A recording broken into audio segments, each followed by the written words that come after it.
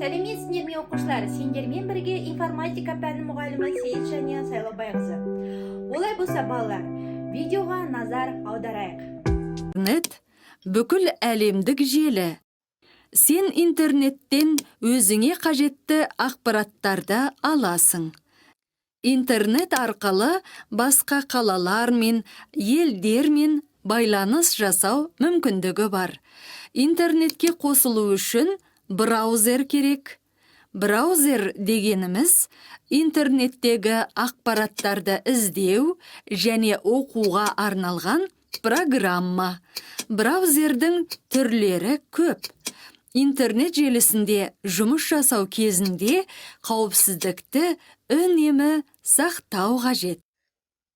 Ендеше оқушылар, видеодан қандай ақпарат алдық? Видео не жайында ойланып көрейікші?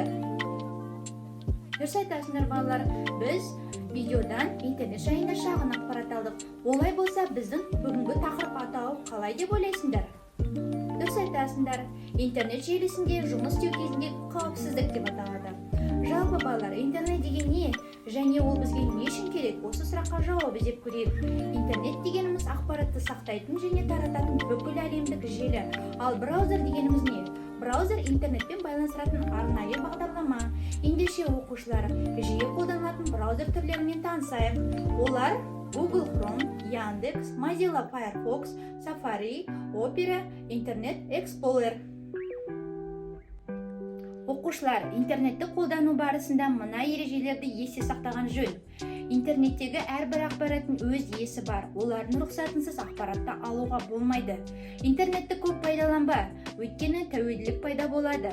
Желідегі кейбір ақпараттар сенімсіз әрі пайдасыз. Абай бол. Интернетті қандай мақсатта қолданған жөн? Білім алу мақсатында, хабар алмасу мақсатында, көңіл көтеру мақсатында, ақпарат іздеу мақсатында қолданған дұрыс. Ендеше балалар, келесі суретке назар аударайық. Суретте не бейнеленген? Сендерге таныс па? Дұрыс айтасыңдар балалар, суретте модем бейнеленген. Модем бізге компьютерге интернетті қосу үшін арналған арнайы құрылғы. Балалар, сендермен бірге мынандай тапсырмалар орындаймыз. Бізге қауіпті және қауіпсіз деген екі баған берілген. Берілген әрекеттерді осы екі бағанға дұрыс орналастыруымыз керек. Ендеше балалар, тапсырманы орындауға кірісейік.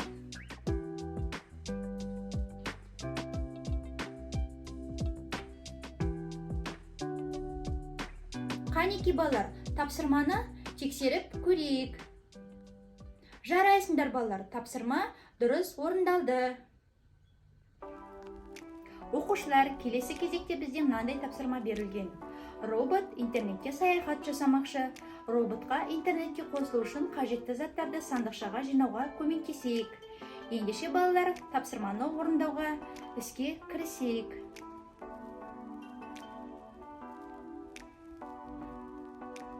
Қанеки балалар, тапсырманы тексеріп көрейік.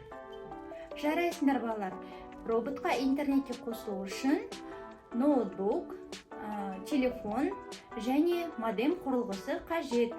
Оқушылар, біздің бүгінгі сабақта интернет желісіндегі қауіпсіздік шараларын сақтау жөнінде ақпарат алдық. Сендерге бүгінгі сабақ ұнады деген ойдамын. Келесі кездескенше сау болыңдар.